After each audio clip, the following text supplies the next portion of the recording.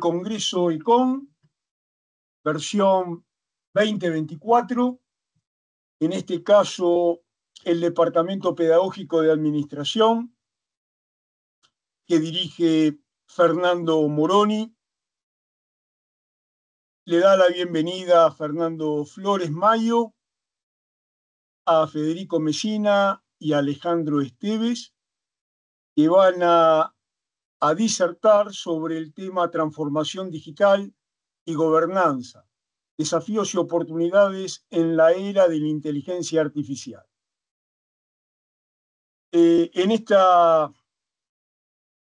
Nuestros expositores principales, Federico y Alejandro, hicimos un resumen, la verdad que muy acotado, de sus antecedentes profesionales, de investigación y docentes, porque digamos que la relación que tiene este tema de tecnología, el contexto actual y el profesional de ciencias económicas es muy estrecho, y contar con las experiencias que en este caso Federico nos va a decir y Alejandro va a proponer también con un modelo, implica una actualización y un verdadero aprendizaje en la materia. Fernando Flores es el vicepresidente del Foro Ecuménico Social,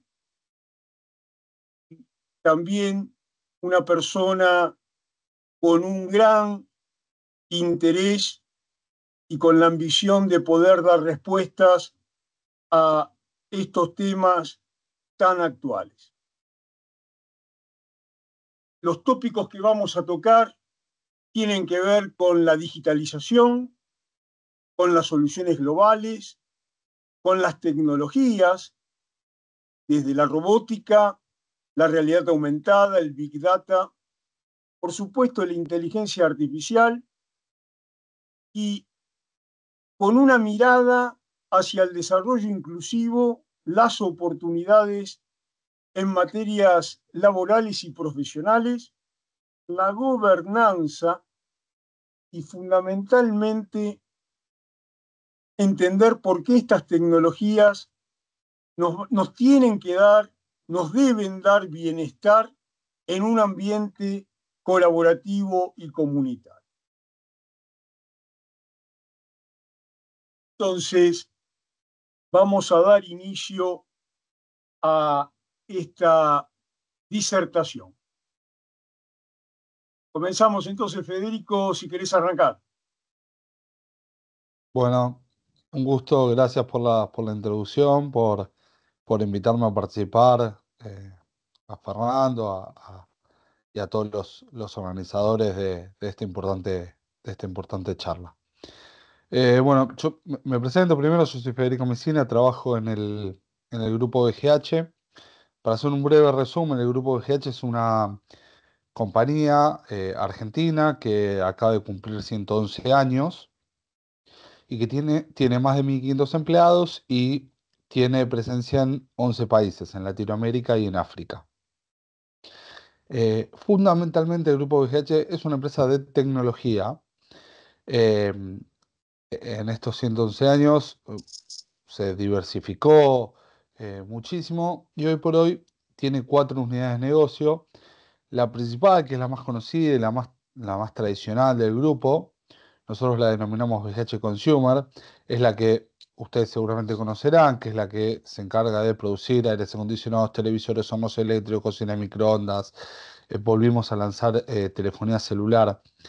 Y en todos estos equipos y todos estos aparatos hay muchos denominadores comunes, ¿no? Como lo que es la inversión en tecnología, lo que es la eficiencia y el uso eficiente de la energía, el desarrollo de productos con innovación, como les mencionaba, con tecnología, como para poder ser eficientes y sustentables a lo largo del tiempo y que obviamente los consumidores los elijan. Luego hay una segunda, y tiene dos plantas productivas, una en provincia de Buenos Aires y otra en Tierra del Fuego. Después hay una segunda unidad de negocio que se llama BGH EcoSmart, que se encarga principalmente de lo que es eficiencia energética. Y ahí tienes servicios y soluciones, ya sea desde aires acondicionados centrales grandes hasta sistemas de iluminación, climatización, em, servicios vinculados a el uso eficiente de la energía. em, Después hay como les mencionaba, ¿no? Más allá de la concientización y el manejo correcto de la energía, independientemente del medio de utilizar un equipo mejor o peor, sino integralmente cómo se utiliza la energía, y soluciones para usarla de manera eficiente. Después tiene una tercera unidad de negocio que es líder del sector de educación, que se encarga de la producción de computadoras y tablets, que se llama Positivo VGH, que es un JV con Positivo de Brasil, uno de los principales productores de computadoras del mundo. Y luego tiene una cuarta unidad de negocio, perdón, soy muy rápido, era solamente para hacer un overview de la compañía, que se llama VGH Tech Partner, que es una compañía más de industria 4.0, que tiene dos grandes verticales. Una vinculada a lo que es comunicación y seguridad, con sistemas de handys, tracking, videovigilancia, con mucha presencia obviamente en sistemas de comunicación, inversión en tecnología, IoT, digo, y todo el sistema de comunicaciones encriptadas y ciberseguridad y demás. Y otra vinculada a todo lo que es exportación de servicios profesionales. Ahí somos partners de grandes empresas como Google, Amazon, AWS, Microsoft y diversas cuestiones donde principalmente es bien servicios basados en conocimiento. Eso es un poco el overview de la compañía. Nosotros eh, tenemos marcas propias y representamos y tenemos alianza con marcas de terceros en todas nuestras unidades de negocio, donde fabricamos productos, como les mencionaba, con marca propia o con marca de tercero, como por ejemplo aires acondicionados Samsung, los fabricamos en nuestra planta. Acabamos de hacer una alianza para el desarrollo y la producción de equipos y comercialización de telefonía celular con el grupo Transsion de China, que es uno de los cuatro mayores productores de telefonía celular del mundo, en los cuales nosotros fabricamos y comercializamos la marca Tecno. Es una marca que no estaba muy presente en Latinoamérica y ahora de la mano nuestra ingresa en el mercado argentino y está teniendo fuerte presencia en otros países. Y bueno, básicamente, como les contaba, es una compañía que la tecnología es transversal y es core del negocio. Y esto va de la mano con que o esto sea porque entendemos como compañía que para poder ser sustentables hay que adaptarse constantemente. Digo, nosotros como compañía nos enfrentamos a un contexto que es todos, ¿no? Un contexto que es súper dinámico, súper cambiante y que si uno no se potencia con el desarrollo y el uso de las nuevas tendencias y con la inteligencia artificial y más, rápidamente queda, para utilizar un término, queda obsoleto. Digo. Entonces, tiene que sí o sí ayornarse y implementar nuevas tecnologías y poder entender los nuevos paradigmas que se dan en los diferentes usos de esta tecnología. Eh, Obviamente, considerando los últimos años y sobre todo cada vez más rápido, todos los procesos de digitalización, de aplicación de nuevas tecnologías al desarrollo y al uso de los negocios se aceleraron. Digo, es súper cambiante, desde el uso de redes sociales o utilización de plataformas y de sistemas que tienen incluida inteligencia artificial y permiten realizar acciones con una celeridad inusitada. Nosotros tanto en los productos que desarrollamos y fabricamos, como en la dinámica diaria y cotidiana de la labor del trabajo, utilizamos inteligencia artificial. Digo, ¿y cómo lo hacemos? Lo hacemos, y voy a poner ejemplos prácticos. Digo, desde nuestro lado, nosotros, por ejemplo, manejamos cuestiones de comunicación, relaciones institucionales, asuntos corporativos, eh, eh, comunicación externa y sustentabilidad. Digo, para el desarrollo de comunicados o sugerencias o textos o la elaboración de acciones, planificaciones, digo, nosotros trabajamos co-creándolo con la inteligencia artificial. Nosotros proveemos a la inteligencia artificial de un montón de información, más la información que ya tiene de por sí la inteligencia artificial, y eso es independiente de, me atrevo a decir, esto obviamente es personal y palabras on my own, ¿no? Em, Digo, independientemente de la profesión, digo, o independientemente del trabajo que se quiera a realizar, la tarea va a salir de manera mucho más eficiente y mucho más rápido y mejor elaborada con la utilización de la inteligencia artificial. Por ejemplo, lo que antes uno tardaba en el rol de las comunicaciones, por ejemplo, en el desarrollo de una gacetilla, un comunicado de prensa, un plan de acción, uno lo tenía que pensar, planificar y demoraba mucho tiempo. O un plan de marketing de una compañía, o un plan de un análisis de desarrollo de inversión, o análisis de productos, o cómo comunicar un producto que uno está queriendo desarrollar. Uno antes tardaba muchísimo tiempo, desde el armado, el relevamiento de la información y demás.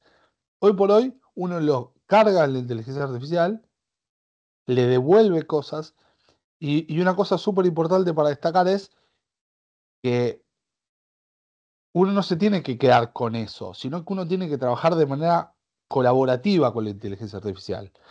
Uno tiene que, eh, para poner un ejemplo práctico, yo necesito desarrollar un comunicado sobre determinado producto. Le pido, le doy las especificaciones. Obviamente, la devolución que me va a dar ese producto no es lo mismo si yo le indico a la inteligencia artificial, que es, por ejemplo, una simpleza, ¿no? Sirve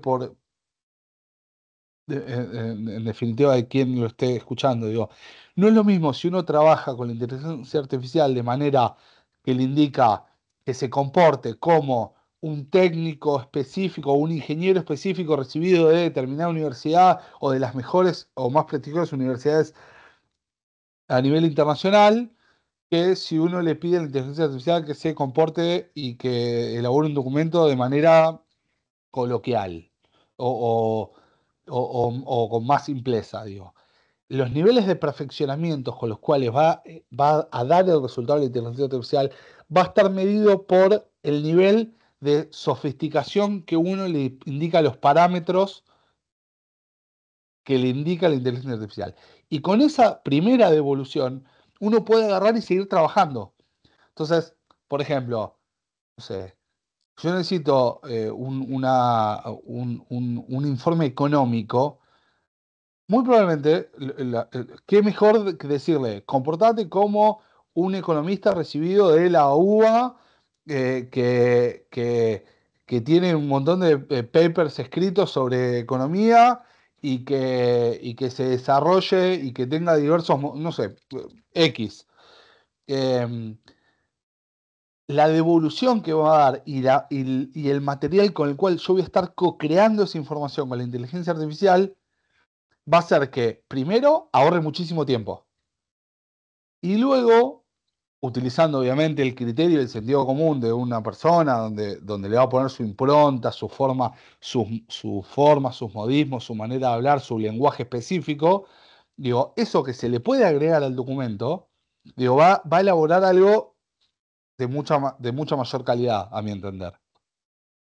Y, esto permite con el desarrollo de productos, con, con ya sea de un producto físico o de un producto de un servicio,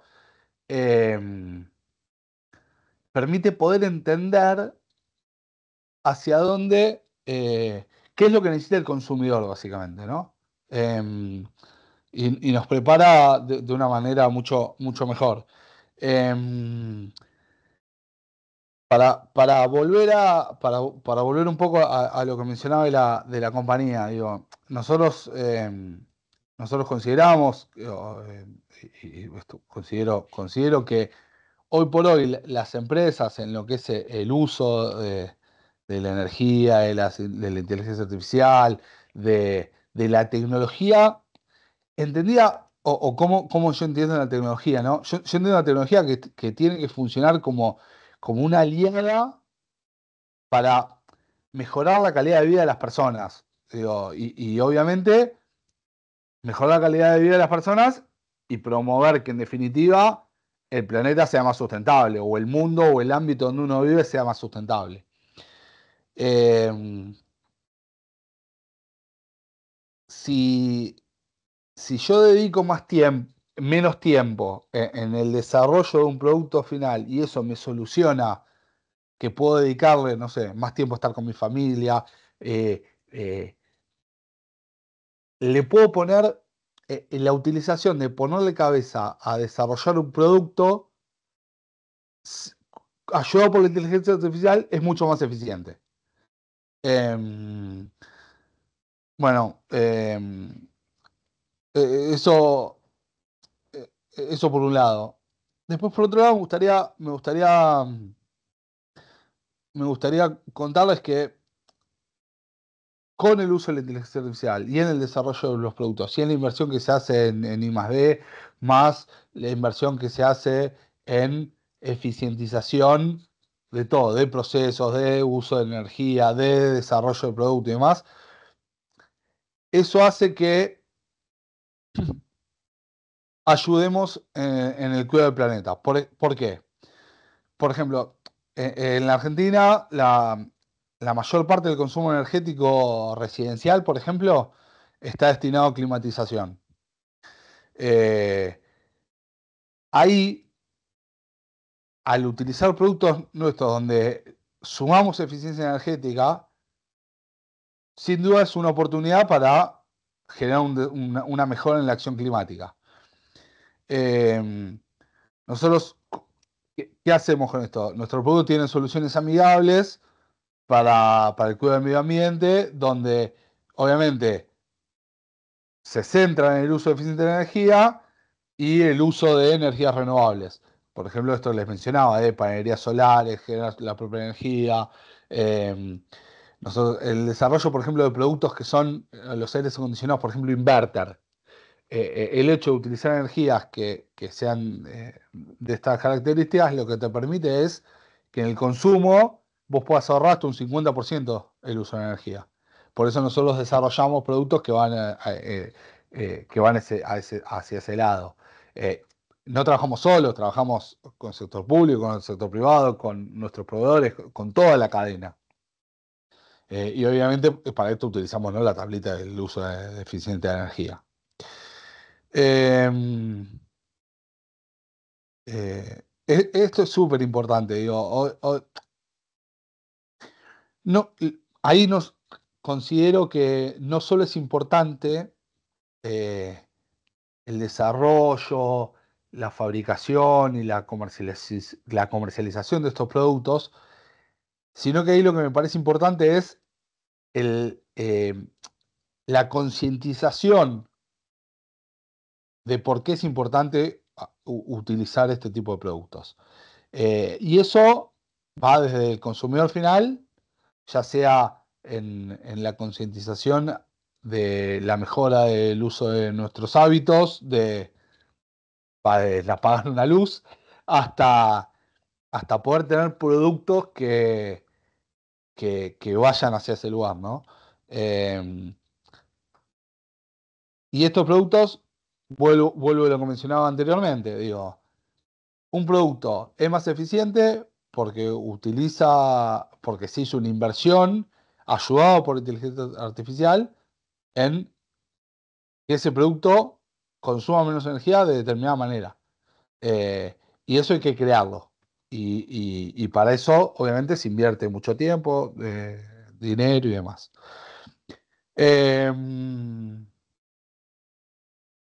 Bueno, me parece que quería mencionar esas cuestiones, digo. Eh, no sé si tienen alguna pregunta, alguna duda. Para mí lo importante de poder crear y trabajar realizando inversiones en lo que es tecnología, el uso eficiente de la energía, en, en, en, en poder pensar en el uso de fuentes renovables de energía, como les mencionaba, como energía solar, como poder reducir, ¿no? la dependencia de redes eléctricas tradicionales, eh, promover la sustentabilidad energética y demás, me parece que es clave. Por un lado, a nivel, a nivel económico, y por otro lado, a lo que es el factor social, ¿no? El factor social que me parece que todas las compañías del sector privado tienen que tener. eh, a la hora de hacer negocios, digo, o a la hora de ejercer sus negocios, ¿no? Eh, Nosotros en el grupo BGH, por ejemplo, lanzamos recientemente lo que es nuestra política de sustentabilidad. eh, y lo que intentamos es manifestar lo que es nuestra filosofía de trabajo, donde se contempla un formato colaborativo entre todos los sectores que conforman la sociedad y nosotros impulsados desde nuestro lado, donde buscamos crear con nuestros productos, con nuestros servicios, un futuro más sustentable. Eh, Nosotros queremos esto, ¿no? Acabamos de cumplir 110 años y queremos dejar una huella positiva en todas las personas. Y por eso en lo que es nuestra política de sustentabilidad, lo dejamos manifestado y así lo llevamos a la práctica en 5 dimensiones. Una que es una gobernanza comprometida, que es se asegura la sustentabilidad de la compañía en todas las áreas del negocio y estableciendo metas para medir el impacto.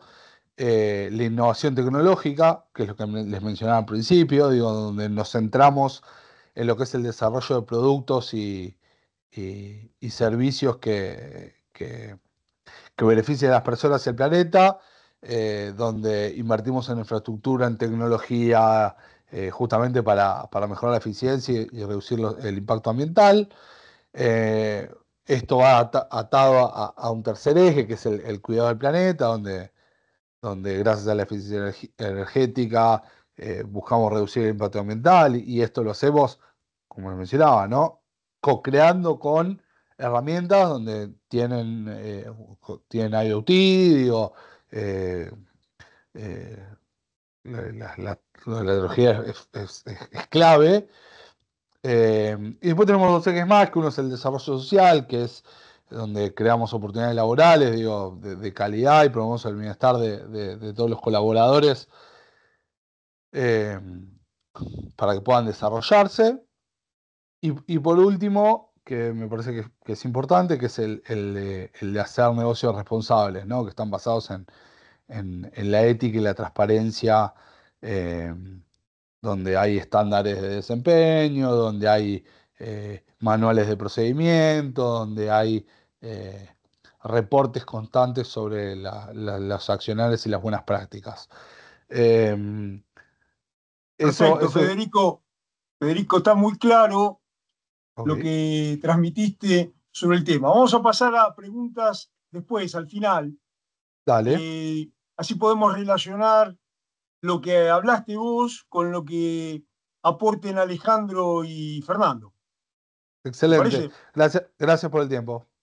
No, no, por favor. Dale, dale. Adelante con tu explicación. Con mi narrativa, que ahora son todas narrativas. Bueno, Sí. gusto de estar con ustedes acá, con Federico, Fernando y vos, Gustavo. Así que bueno, largamos. Yo soy Alejandro Esteves, el director del CDOP, ¿no? Centro de Estudio del Estado y las Organizaciones Públicas de la Facultad de Ciencias Económicas. Soy profesor de esa casa de estudios. Bueno, vamos al tema inteligencia artificial.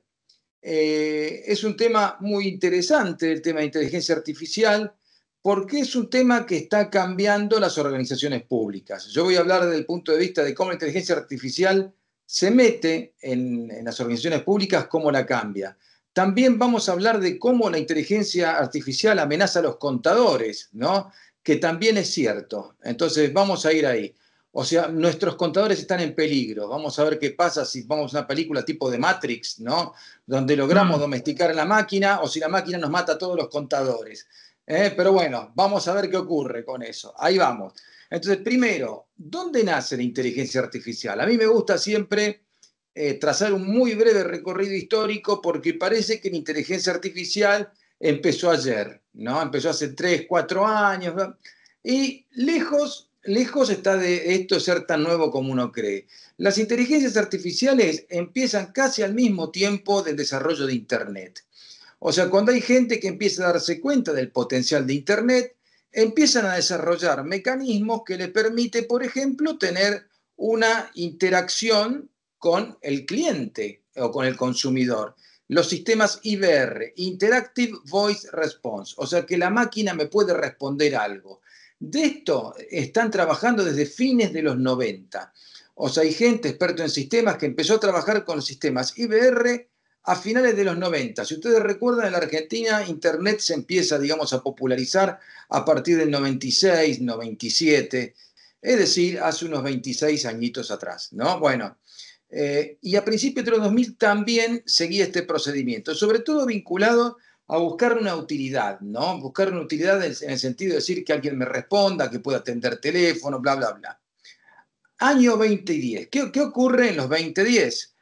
Comienza a utilizarse la inteligencia artificial en sectores como la salud pública, el transporte, especialmente para estudiar las rutas y el sistema de vehículos autónomos, y también en la justicia. O sea, se empieza a aplicar en temas judiciales para analizar ciertos datos judiciales, justamente, de rendimiento de los sistemas judiciales. Luego de 2020 en adelante, empieza la inteligencia artificial de tipo conversacional. Si uno toma un chat GPT y le pregunta, ¿qué es lo que sos vos? ¿No? Y el sistema te va a responder, soy un módulo de análisis del lenguaje. O sea, es un gran algoritmo que realiza análisis sintáctico, sujeto, predicado, razona, hace cuentas, traduce, pero en el fondo es un módulo de lenguaje.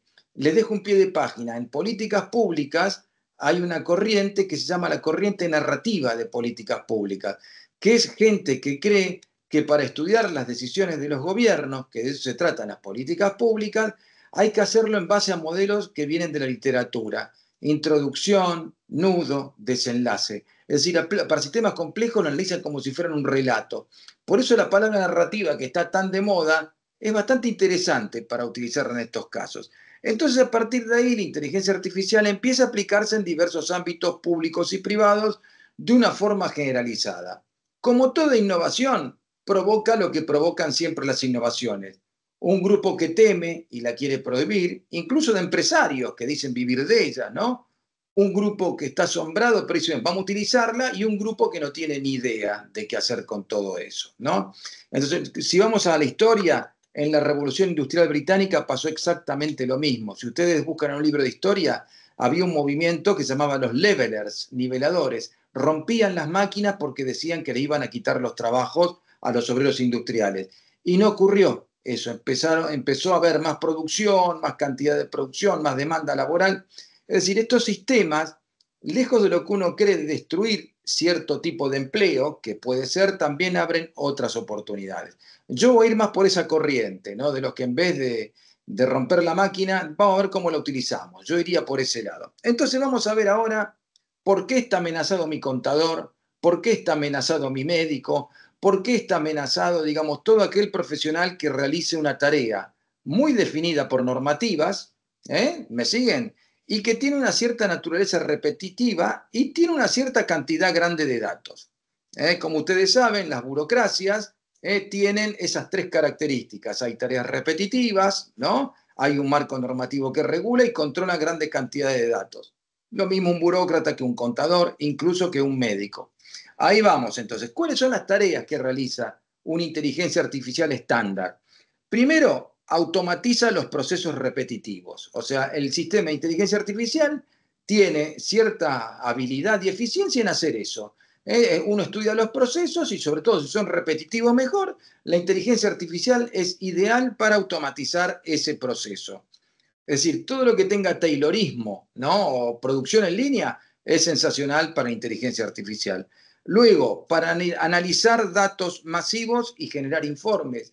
Las inteligencias artificiales generan buenos informes y analizan los datos que vos les suministres y los que ellos dicen tener. Acá hay un capítulo, hay un pie de página que quiero hacer que también tiene que ver con la calidad del dato. O sea, la inteligencia artificial también te puede analizar datos falsos, que ahí es donde se emponzoña el sistema. Entonces, siempre los sistemas de inteligencia artificial dependen mucho de la calidad del dato que se le ingresa y que puede procesar. Porque la inteligencia artificial, de alguna forma, también la vulnerás con mentiras. No mentiras escritas, sino con datos numéricos falsos.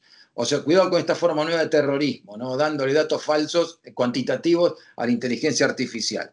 Esperemos que no nos escuchen muchachos malos. Esto, bueno. Luego, atención al cliente y soporte técnico. La inteligencia artificial ha demostrado que es eficiente en atender al público y dar cierto soporte técnico. ¿Cuál es el típico ejemplo? Los chatbots. Esos muñequitos que vos tenés en los bancos o en algunas organizaciones públicas que te orientan. Dígame qué trámite quiere hacer. O sea, ese chatbot que funciona como el primer mostrador de atención al público te alivia a cualquier organización entre un 50 y un 60 y pico % de las demandas que reciben. Bueno, sea organización pública o privada, esos chatbots te solucionan el 60% de los problemas de consulta, si están bien programados, por supuesto, ¿no? Bueno, luego, optimización de los procesos logísticos.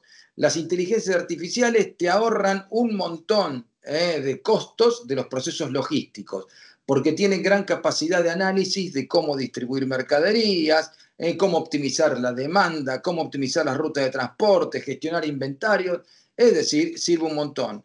Quinto, para la gente de reclutamiento y gestión de talentos. Las inteligencias artificiales sirven para analizar currículums a lo pavote, siempre y cuando lo que ingreses en el currículum sea verídico. Estamos siempre al mismo problema de la calidad del dato que la inteligencia artificial analiza, que van a ver que no es un tema menor tratando de seres humanos, es un tema que hay que tener en cuenta.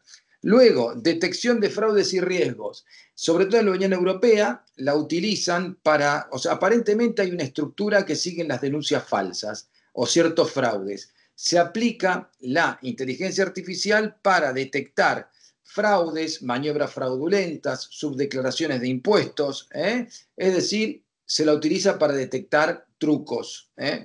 Bueno, luego, sirve para personalizar los servicios y justamente las cuestiones de marketing. Es fundamental para personalizar ofertas, publicidad, recomendaciones. Lo ven por Mercado Libre. Por Mercado Libre vas a ver, buscar colchones de espuma ultra densa y cómo el sistema te va a atormentar con colchones de espuma densa. Y luego hay un octavo factor, tal vez me olvide algunos, pero tengo estos 8. El octavo factor habla de la toma de decisiones estratégicas. O sea, las inteligencias artificiales son como los grandes maestros de ajedrez, que te pueden jugar en 10 tableros al mismo tiempo o más, exactamente esa misma capacidad por la velocidad de procesamiento que tienen las inteligencias artificiales. Es decir, pueden jugar en múltiples escenarios al mismo tiempo si vos la estás programando para ello. Por algo en el mundo militar, o sea, hoy en día es más importante un buen ingeniero de sistemas que un buen general, que se está viendo por manejo de drones, manejo de escenarios, etcétera, etcétera, etcétera.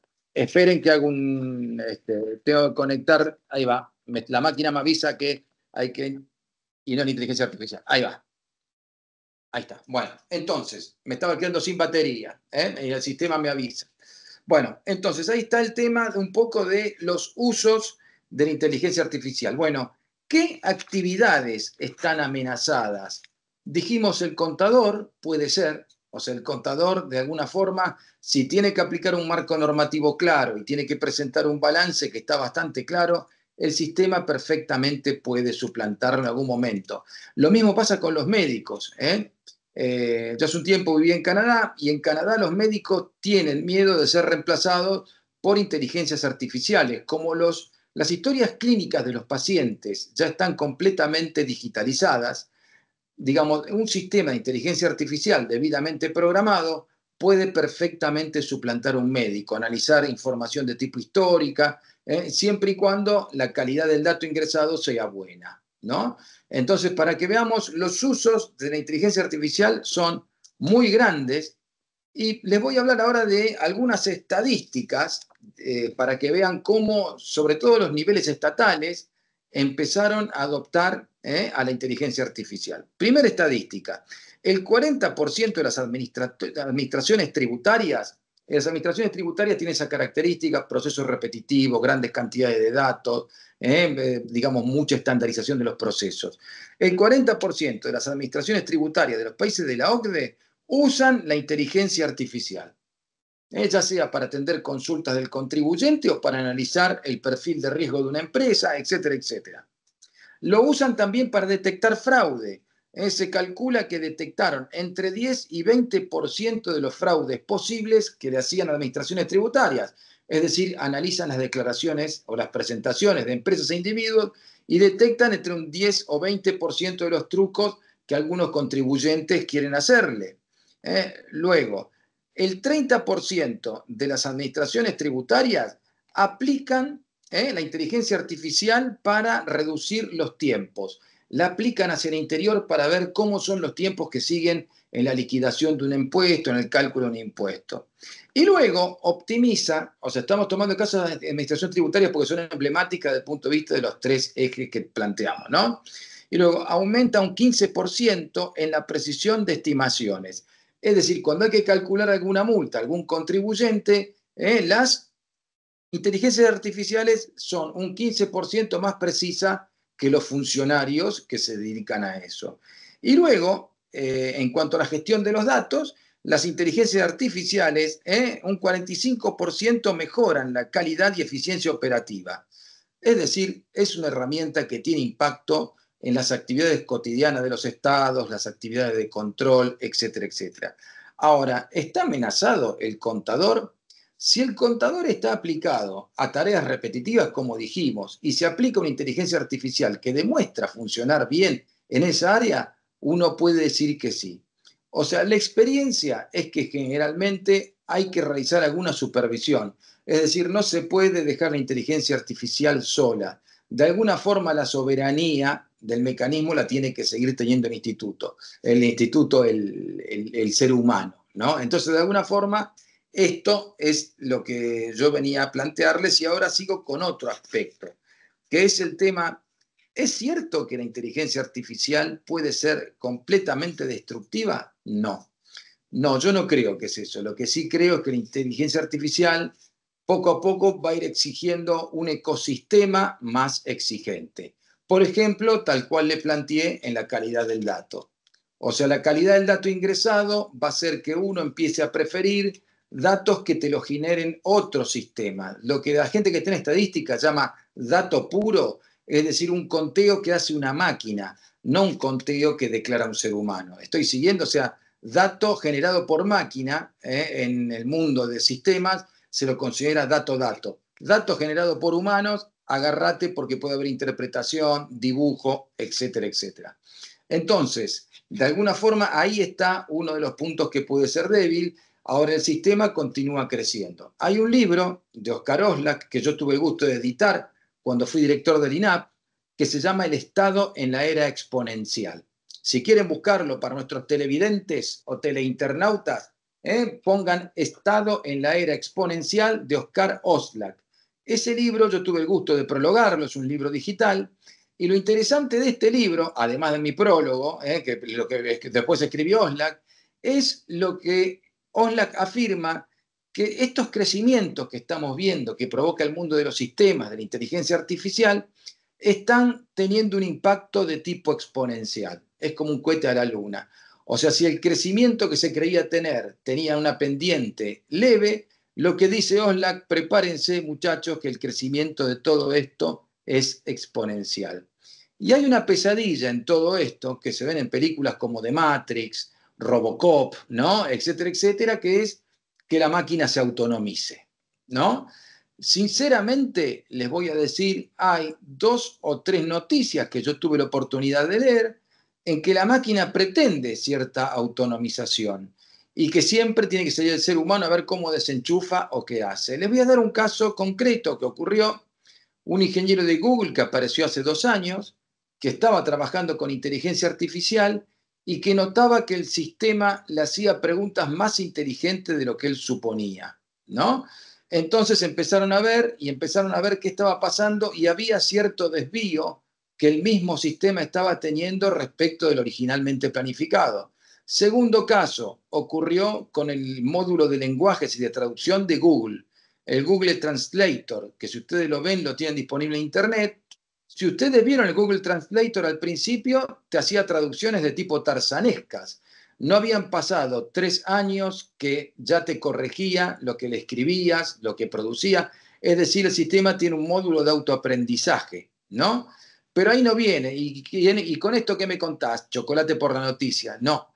El problema está que empezaron a ver que el sistema entró a generar un módulo de lenguaje nuevo para intercomunicarse entre los distintos módulos de lenguaje y nadie le había dado la orden. Estamos de nuevo siempre en el tema de la autonomización. Es decir, que la pesadilla de que este sistema se nos autonomice sigue estando. Ahora hay que ver si uno a ese sistema le da las facultades que imaginan las películas como para que tenga completo control sobre la vida de los seres humanos. Entonces hay que ver la calidad del dato, la capacidad de autonomización y tercero, que el ser humano no se achanche. ¿Qué quiere decir esto? Que llega un momento que uno deroga todo, que me lo soluciono con inteligencia artificial. O sea, que el ser humano pierda esa capacidad de decir esto sirve, esto va, esto no va, ahí estaría lo peligroso, ¿no? Yo les cuento ahora, ya para ir un poco resumiendo, cómo usan los alumnos. Primero los docentes le tenían miedo a la inteligencia artificial, ¿no? Dicen, si le das monografías, van a la casa y lo termina haciendo la inteligencia artificial. Puede ser, ¿no? Pero también cuando uno le pregunta a los alumnos, ¿cómo utilizás la inteligencia artificial? Varios te contestan, cuando no entiendo una parte de un texto, copio esa parte y le pido que me lo explique más simple. O cuando tengo problemas con una fórmula, trato de pedir que me explique cómo solucionar ese problema con la fórmula. Es decir, que de alguna forma la inteligencia artificial llega a lados donde no llega el docente. Entonces, ¿es bueno o es malo a mi criterio? Es buenísimo. Con lo cual podríamos decir que también los docentes están amenazados. O sea, ya no es solo mi contador, no son los actores de Hollywood, pobre Keanu Reeves, que a cada rato lo conectaban en The Matrix, lo desconectaban, ¿no? O sea, los contadores, actores y docentes están amenazados. Y la política, bueno, eso es lo más difícil de autonomizar. La política, sí, aunque parezca mentira, quien sueñe reemplazar a algunos personajes que tenemos por robots, la pifian porque es lo más difícil de imitar para inteligencia artificial, ¿no? ¿Por qué? Porque en política juegan todas las pasiones humanas, ¿no? Entonces vos podés ser un muy buen técnico en algo, pero en política está el truco, está la artesanía, la desconfianza, la traición, la inteligencia, la astucia, que es algo muy, muy difícil por ahora de imitar.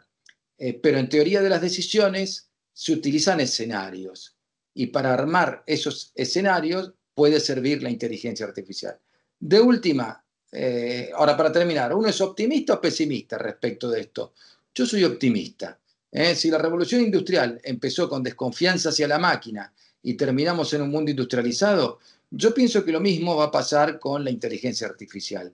No es una amenaza si uno sabe hacia dónde focalizarla. Y ya para última pregunta, ¿la inteligencia artificial iguala al ser humano con otros seres humanos o lo desiguala? Yo pienso que es lo mismo que la revolución industrial. Los países que hicieron la revolución industrial crecieron en promedio desde 1650 a un 3% anual. Los países agrarios crecían al 1% anual. Esa es la diferencia de acumulación de capital que consiguieron los países industrializados de tipo temprano, ¿no? Una tasa del 3% anual en promedio, mientras que los dedicaban al agro una tasa del 1 y algo más. Entonces, ¿y qué va a pasar con la inteligencia artificial? La inteligencia artificial, por lo que yo estoy viendo, le da a quien ya tiene algo, que esa es la clave de desigualar, ¿no? O sea, el que sabe preguntar bien va a ver que la inteligencia artificial le da más que al que no sabe dónde preguntar, ¿no? Porque hagan la prueba, hagan preguntas precisas a la inteligencia artificial y van a ver que la calidad de la respuesta es superior a cuando hacen pregunta boba, porque el agua moja, me siguen cosas así, entonces van a ver que la calidad de la respuesta también depende de la calidad de la pregunta.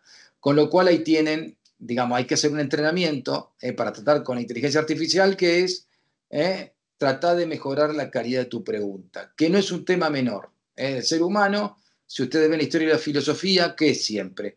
Tratar de perfilar mejor los interrogantes, qué soy, a dónde voy, pienso, luego existo, ¿no? Entonces, de alguna forma, ahí sigue estando la clave, en la calidad de las preguntas. Te agarra la inteligencia artificial, te puede llevar un poco más lejos, te agarra una inteligencia artificial con preguntas tontas y te deja prácticamente estancado, no te soluciona nada. Bueno, esos eran mis temas, los que yo planteaba decirles hoy. Así que escucho preguntas, críticas o los comentarios de Fernando y Gustavo. Gracias, Alejandro. No, de Gracias, nada. sí. Estamos bien complementados con lo que habló Federico.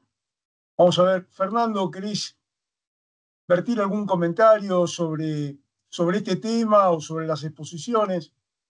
Sí, bueno, en primer lugar, quiero aclarar a los que nos están viendo que no somos robots. Por lo menos yo no soy robot y creo que ustedes tampoco, porque puede sucederte, como me ha sucedido a mí no hace mucho, que estuve hablando con un oficial de cuenta de un banco y me enojé mucho por las cosas que me decían porque me daba datos erróneos.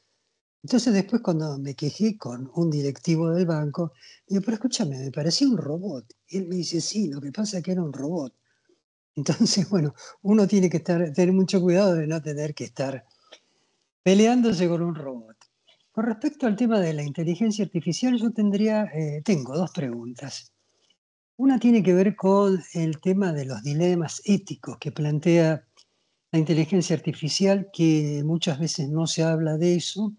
Nosotros esto en el Foro Económico Social lo venimos desarrollando ya desde 2018, cuando hicimos un encuentro en el Vaticano con catedráticos de Italia, con Stefano Samani a la cabeza, catedrático de Bolonia, y también de Argentina, de España, también había de Chile, había de México, y empresarios, algunos empresarios que manejaban las más nuevas tecnologías, y ahí se planteaban justamente dilemas éticos, que son unos cuantos, y que es importante que las empresas desde el punto de vista de la responsabilidad corporativa los tengan en cuenta.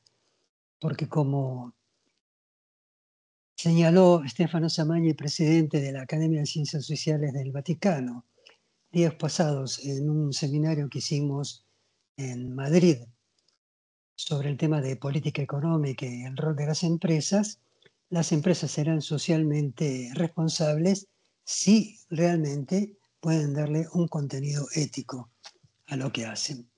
Por otro lado, en ese mismo seminario que hicimos en la Universidad de Comillas de España, se señalaron algunos datos sobre el aumento de la eficiencia y de la competitividad de las nuevas tecnologías, y se mencionó un dato de la Harvard Business Review que decía que la eficiencia y la competitividad había aumentado un 16% gracias a las nuevas tecnologías. Entonces, la segunda pregunta es si tanto en el ámbito privado, como en el caso de VGH, o en el ámbito público que también maneja Alejandro, se ha medido el aumento de la eficiencia y la competitividad, porque también esto es un dato muy interesante, que algunos dicen, bueno, ¿para qué invertir tanto en nuevas tecnologías? Bueno, invertir en nuevas tecnologías implica un gran aumento, o implicaría un gran aumento en la eficiencia y la competitividad. ¿Cómo lo perciben ustedes desde el punto de vista privado y público? O sea, esos serían los dos interrogantes para ambos. Dale, Federico, largá si querés. Estás muteado. Estás muteado. Sí, gracias. Sí, a nosotros también nos genera obviamente los mismos interrogantes. Para mí es clave que el uso consciente de la inteligencia artificial. Y, y es una herramienta más, digo, yo lo veo desde ese lado, digo, el rol de las empresas. Eh, eh, lo analizo o lo vemos como la utilización, como una herramienta más, y el rol que tienen que cumplir es un compromiso más que tienen frente a la sociedad, al cuidado del medio ambiente, al, al- a poder generar de manera sustentable el triple impacto que generan las organizaciones, que es el impacto económico, el impacto social y el impacto ambiental. Digo, em, siempre y cuando la utilización eh, no genere en el que la inteligencia artificial no genere en el que lo utiliza este dilema ético y se utilice con compromiso, con responsabilidad, no lo veo súper positivo, digo, lo veo buenísimo, digo. eh, eh, eh, no le encuentro una preocupación, digo. Nos genera este dilema, pero como nos genera el mismo dilema otras cosas, digo. Siempre y cuando esté la responsabilidad, el compromiso y la concientización del sector, tanto público como privado, en manejarse de esta manera, de una manera ética, responsable, cuidando y bregando por los intereses eh, del cuidado del medio ambiente, del cuidado de las sociedades, del desarrollo sustentable y sostenible, no, no le encuentro un problema, digo. No sé si te respondí la pregunta, pero... Y me respondiste a la primera. La segunda, si habían medido el aumento de la eficiencia y competitividad Ah, sí, en perdón, tu sí, empresa. perfecto, sí, no te la respondí exacto, gracias. Sí, lo medimos y lo medimos no solo en una oportunidad, sino que lo medimos constantemente. Lo que permite el uso de la inteligencia y la inversión en tecnología es la celeridad en, en poder realizar las mediciones con mayor periodicidad y en la rapidez de los resultados. Y lo medimos constantemente, eh, desde los aspectos logísticos, desde los aspectos en tiempos de demoras en líneas, en análisis de oportunidad y búsqueda de oportunidad de mejoras en los procesos, algo que mencionaba Alejandro, digo, eh, lo que tiene bueno la inteligencia artificial y los programas eh, sofisticados que además utilizan inteligencia artificial, te plantean oportunidades de mejora, no solo en las que vos consideras que, por ejemplo, cómo puedo mejorar determinadas cuestiones con cosas estandarizadas que son por ahí buenas prácticas a nivel internacional, sino que a su vez, cosas que vos por ahí ni le preguntás, te da oportunidades de mejora constantemente. Por esto que te mencionaba, porque toma buenas prácticas a nivel internacional, porque analiza con mayor rapidez, mayor volúmenes de datos, ¿no? Todo el tema de Big Data, Smart Data y demás, eh, donde ahí te da puntos flojos, puntos de mejora, eh, momentos donde pequeñas correcciones que vos podés hacer que te generan eficiencias. Y esas eficiencias no solo o no se reducen a cuestiones de tiempo, sino que en definitiva, para lo que es el sector privado, se reducen en costos, digo. Claro. Entonces, todas oportunidades de mejora que vos tengas más tempranamente, más temprano que tarde, y que la puedas implementar, porque algunas son incluso, más allá de la realización de inversiones, muchas oportunidades de mejora son de procesos y de formas de hacer las cosas. Entonces, eso no te genera un costo, sino que al contrario, digo, eh, mej- si vos analizás el costo, ¿no? El costo de capital de trabajo, por decirlo de alguna forma, digo, no es eh, con bajos volúmenes de inversión, eh, que por ahí es una inversión de tiempo, esa mejora redunda en sustentabilidad de la compañía. Y sí, lo medimos constantemente. Y tengo mil ejemplos, digo, desde la producción de un aire acondicionado, un teléfono celular, hasta eh,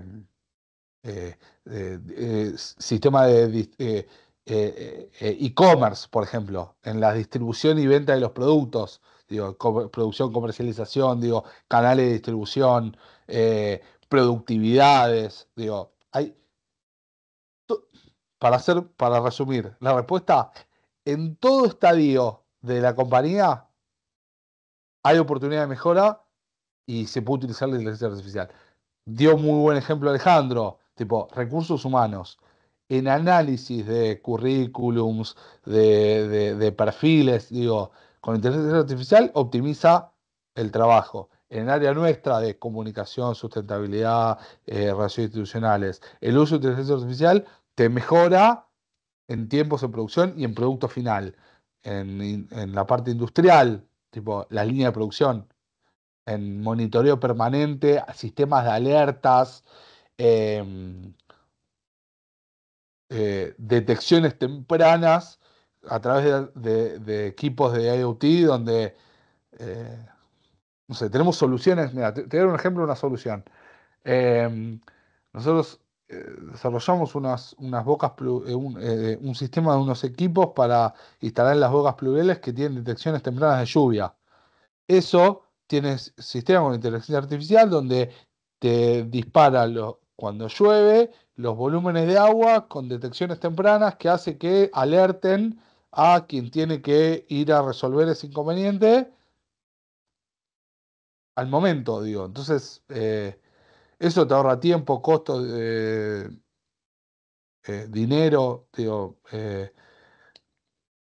constantemente, digo. Y lo bueno de esto es que te da grandes volúmenes de información que analizados con inteligencia artificial es mucho más rápido. Una persona sin la inteligencia artificial puede estar horas analizando datos.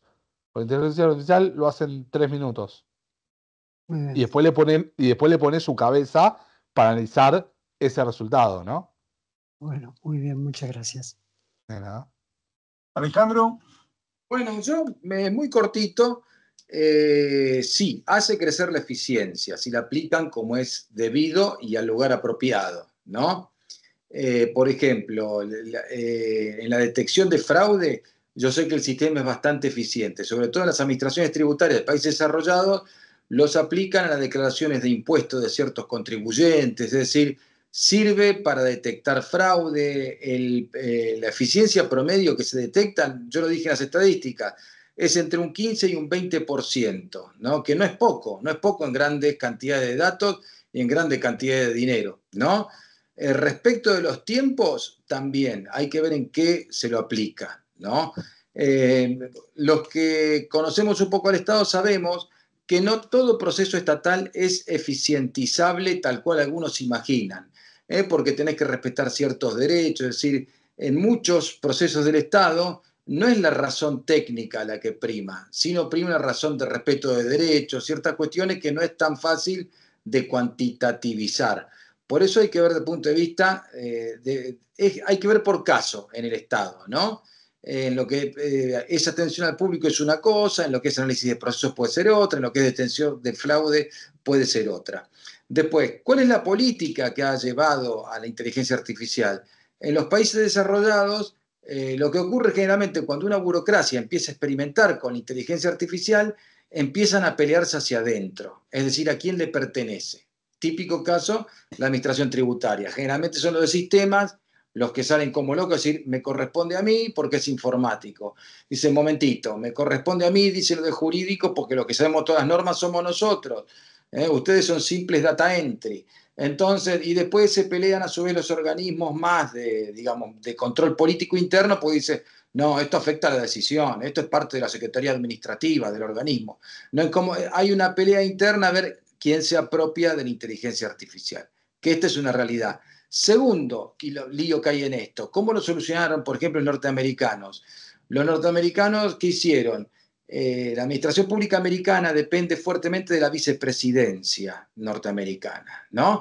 Es decir, Kamala Harris, la actual vicepresidenta, reglamentó el uso de inteligencia artificial en la administración pública norteamericana de la siguiente forma: se crea un responsable en cada organismo de la inteligencia artificial. Es decir, de alguna forma implicó una creación de nuevos organismos, ¿no?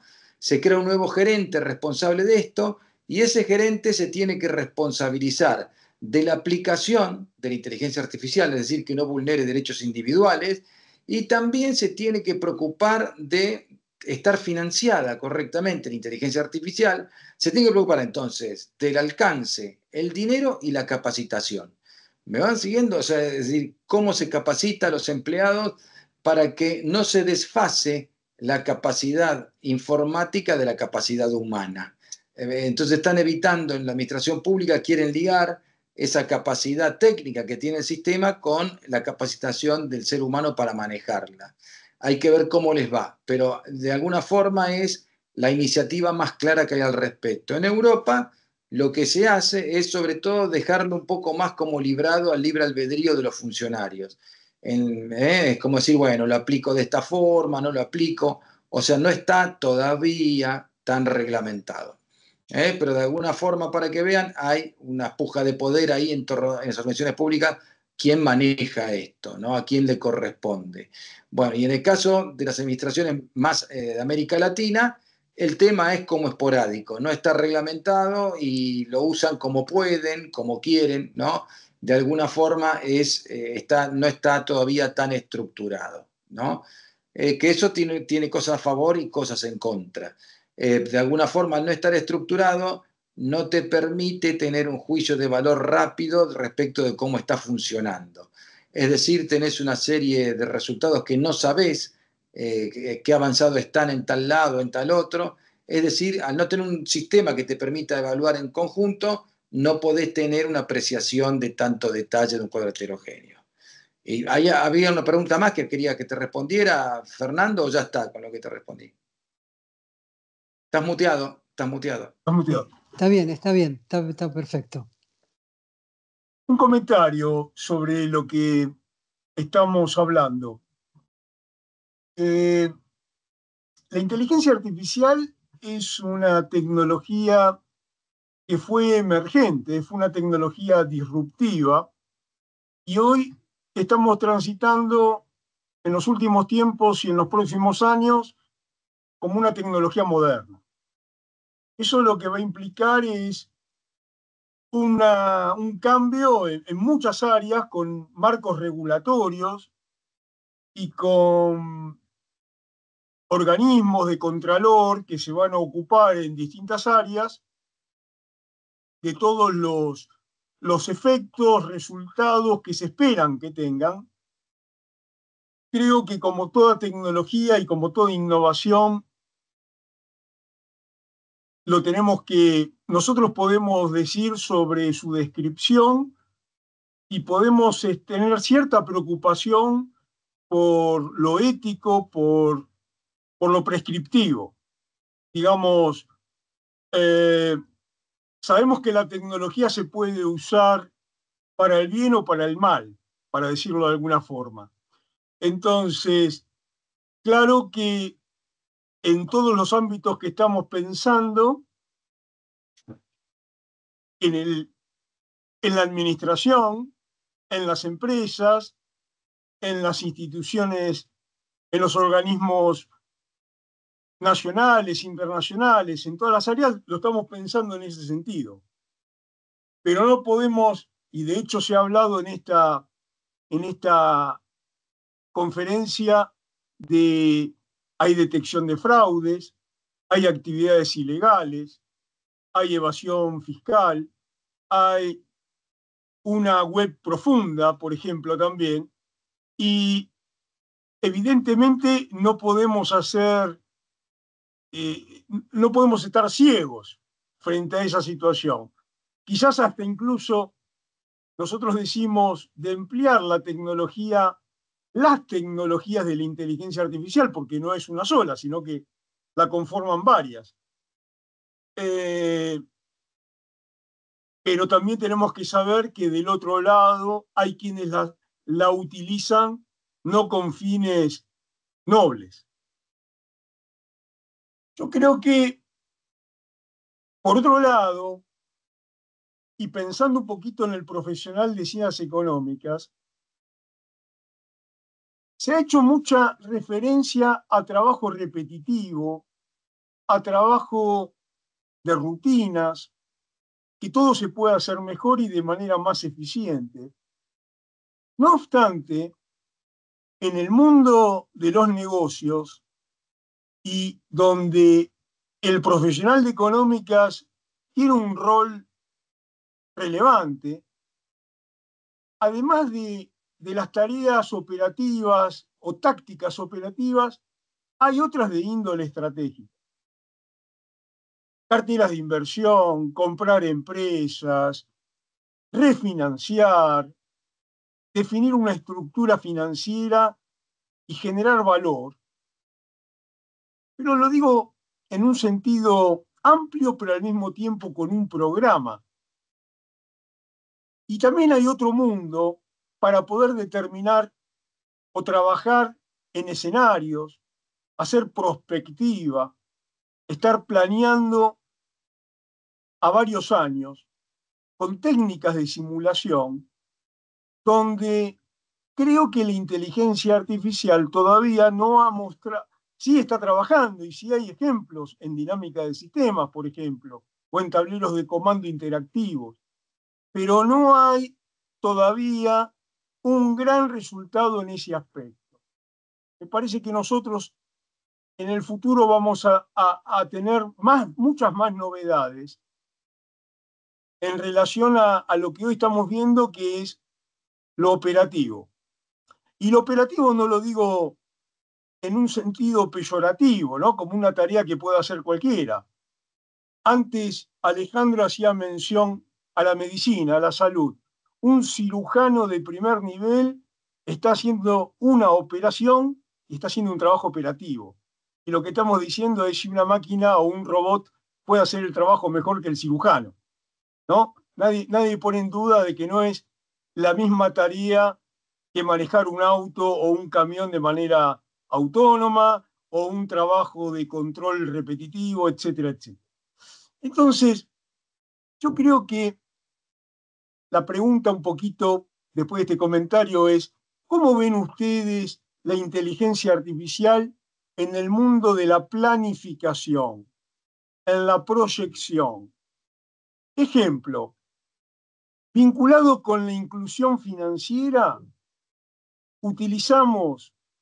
podemos utilizar plataformas, algunas fintech, con herramientas de inteligencia artificial para otorgar créditos, sobre todo a sectores que no califican de acuerdo a la banca tradicional. O sea, podríamos emplear Web3 o inteligencia artificial con inclusión social. Entonces, ahí hay un trabajo de corto plazo de proyección. Y ustedes en sus trabajos, ustedes en sus actividades, ¿cómo ven el uso de estas herramientas para tomar decisiones a futuro, para proyectar, para planificar?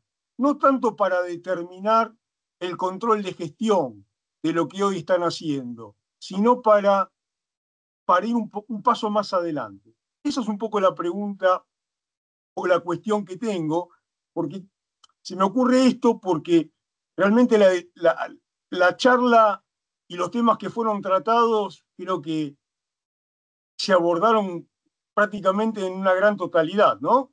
Con relación a lo que está aconteciendo ahora. ¿Qué les parece?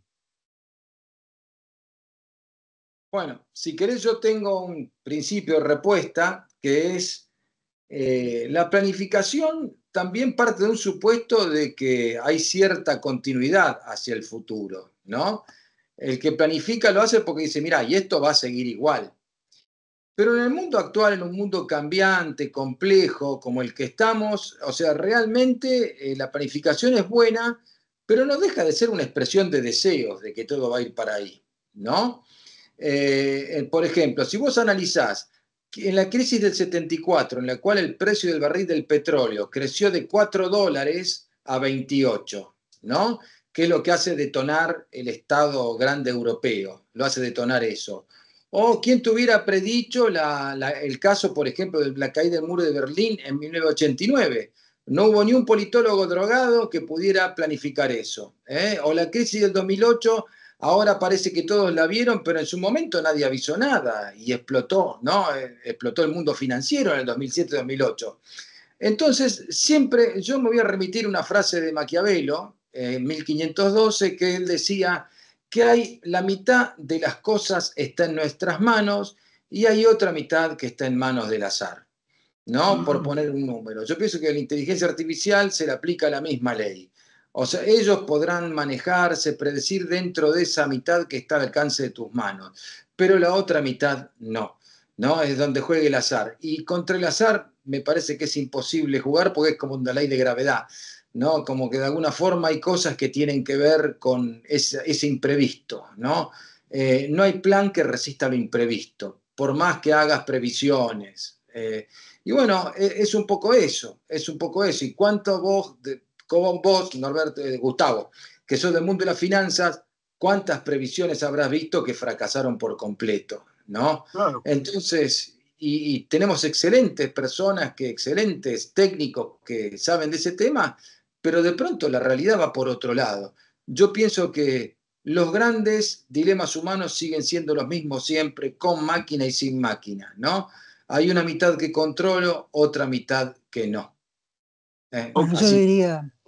yo diría con Borges que el azar es nuestra ignorancia de las secretas leyes de la causalidad. ¡Opa! Me saliste con el laberinto ahí, Fernando. Está bien, está bien. Hay Y, un y yo señor, te sumo, una cosita, hay un señor King Warren que habla de dinámica de sistemas y cuando se plantean los modelos de simulación donde se pueden aplicar estas técnicas, por un lado tenemos todo lo que vos decís, Alejandro, que es la historia y el uso que le podemos dar a eso y cómo eso alimenta la memoria y los sistemas para tomar en cuenta, pero también hay algo que lo nuevo que va a acontecer en el futuro tiene que ver con los sistemas vivientes. Sí. Y en la medida que haya herramientas de inteligencia artificial superiores a las actuales, que traten de generar opciones o generen alternativas no conocidas a hoy, es decir, que operen como si fuera un sistema viviente, las proyecciones o los escenarios, no con certeza, claramente, pero digamos, van a arrimar el bochín hacia ese lado. Por eso Sí. lo planteaba. No, Y está bien lo pensaba, que decís. ah, Está digo bien, porque pero vos decías 50 y 50, entonces, sí, ¿vos tenés que el sistema viviente aún no, digamos, no sufre el azar? sí, sí, no, creo que sí. Bueno, Sí, no, por supuesto, no vamos a determinar el futuro con total precisión, eso, mirá, se lo ve muy clarito en muchas cosas. Por ejemplo, mirá, te cuento, estaba leyendo sobre el origen de Internet. Los que experimentaron en 1932 y 1936, la empresa alemana de correos estaba experimentando ya con algo parecido a la televisión porque soñaban con vender un servicio de telégrafos que fuera, o sea, un teléfono visor. Estaban experimentándolo en 1932-36. Vino la guerra, todo eso lo tuvieron que guardar y después los norteamericanos se apropian de las ideas y los planes cuando ocupan Berlín, ¿no? Entonces, para que veas, de no haber ocurrido tal vez la Segunda Guerra Mundial, tenías mucho avance histórico antes de lo que hubiéramos imaginado. Pero entonces, para que veas cómo el azar también juega en todo, ¿no? En lo técnico. Claro. Entonces, por eso te quiero decir, el azar sigue jugando, por más que el sueño sea de domesticar el azar por completo. Yo pienso eso. Lo que salió Fernando, lo de Borges es distinto, es como que te dice nadie escapa a su destino. Como que Correcto. está todo. Ahí Borges se cagó en la Bueno, estadística, técnicamente, ¿no? bueno, porque ¿Eh? Borges en cierta forma era spinociano y Sí. bueno. Y María Kodama cada vez que no podía resolver algo decía maktub, la palabra islámica, digo árabe, perdón, que es el destino. Bueno, es así. Federico, disculpame, antes te interrumpí. Por favor. No, yo lo que quería sumar es que yo voy en línea con que obviamente el azar es azar, digo, es incontrolable. Pero sí, y cada vez lo que hay que tener en cuenta es que cada vez con tiempos más cortos, digo, porque las innovaciones en tecnología hacen que las herramientas para poder planificar sean cada vez más precisas. Entonces, yo lo que considero es que de acá a muy corto plazo, lo que se busca justamente y lo que se va a buscar cada vez más es reducir esa cuota de azar. Digo, em, y tratar de llevarla no a cero porque es imposible, pero tratar con las modelizaciones, con los análisis, con las proyecciones, con las posibilidades o las opciones para invertir, etcétera, etcétera. Digo, que se analicen cada vez más, con mayor precisión, las distintas variables y ahí va a jugar, ahí tiene que jugar muy fuerte, es lo que hablábamos al principio de cuáles son los inputs que vos le das a la inteligencia Claro, artificial para sí, sí, analizar los datos. Porque, digo, si yo sí, me sí. quiero hacer un jugo de naranja y le pongo bananas a la juguera, no va a salir jugo de naranja. Digo, entonces, para ser súper simplista, ¿no? Perdón por la simpleza, pero a lo que iba es eso, digo, lo que va a importar es los inputs que uno le dé, la sofisticación que va a tener y que cada vez tiene mayor y más rápido, como mencionabas vos, Alejandro, con el sistema de traducciones, por ejemplo. Eh, Digo, hace unos años uno tenía dificultades para traducir un texto en el momento.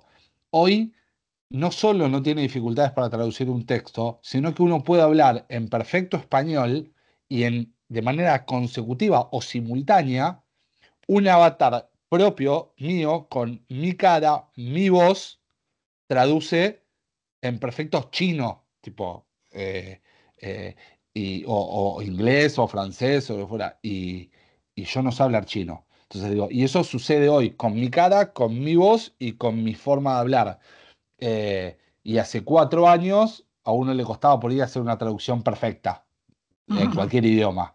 Digo, si uno analiza, como mencionabas vos, en 1932-36, iniciar el telégrafo o la videollamada, por decirlo de alguna forma, a la celeridad de los tiempos de ahora, para resumir, si uno no se moderniza y no se ayorna en la co-creación de cosas en conjunto con la inteligencia, va a quedar afuera, va a quedar obsoleto. No, no hay duda, digo. Ya hoy queda obsoleto, digo. Y con el tiempo cada vez más. Eso es Sí, lo que la. decís, lo de la traducción, creo que es así.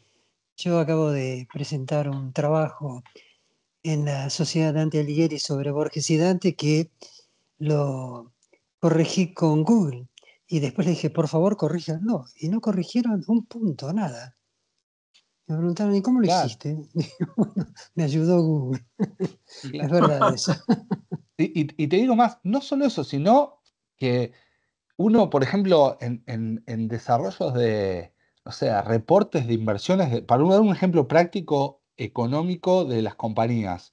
Digo, las compañías que cotizan en bolsa o en la bolsa en la bolsa de Nueva York, por ejemplo, y demás, los reportes trimestrales que tienen que hacer, digo, ya ni lo hace el CEO de la compañía. Digo, esta inteligencia artificial, digo, tiene un texto y es la cara de la persona, tipo, dando el reporte con su voz, con su forma de hablar, tipo, y ni siquiera es él, digo, ya ni es él, digo, no es ni necesario que lo haga él.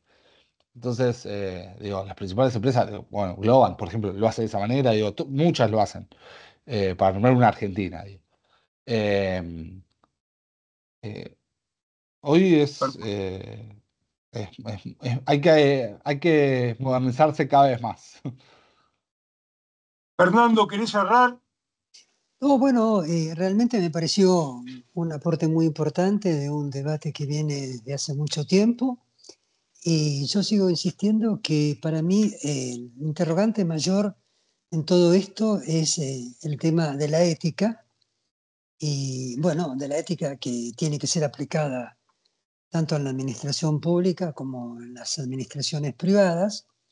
Me parece que el tema de la ética todavía en el sector privado, como decía hace pocos días Stefano Samagni, todavía no se le ha dado suficiente importancia, pero lo importante es que vamos en camino hacia eso.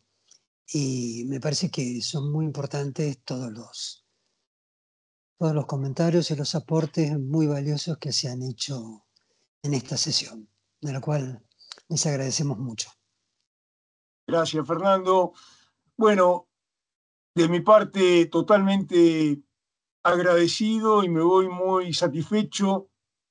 Estoy gratificado porque he escuchado diferentes puntos de vista en este tema, una opinión que creo que el tema es tan cambiante y lo estamos usando en un contexto tan dinámico que si hacemos esta charla dentro de unos meses, no digo dentro de un año, le vamos a agregar otros condimentos también y otras cosas porque permanentemente se va a ir actualizando.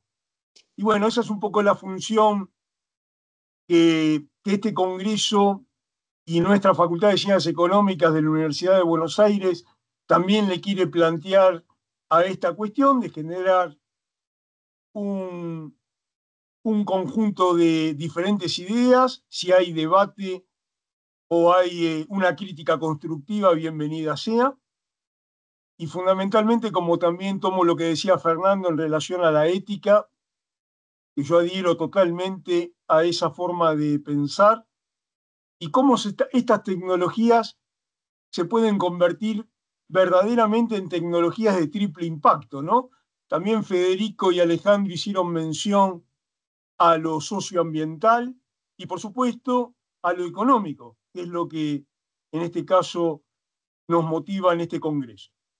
Así que agradecido nuevamente, el Departamento Pedagógico de Administración ha sido el organizador para este Congreso de esta charla y creo que hemos cumplido muy, pero muy satisfactoriamente.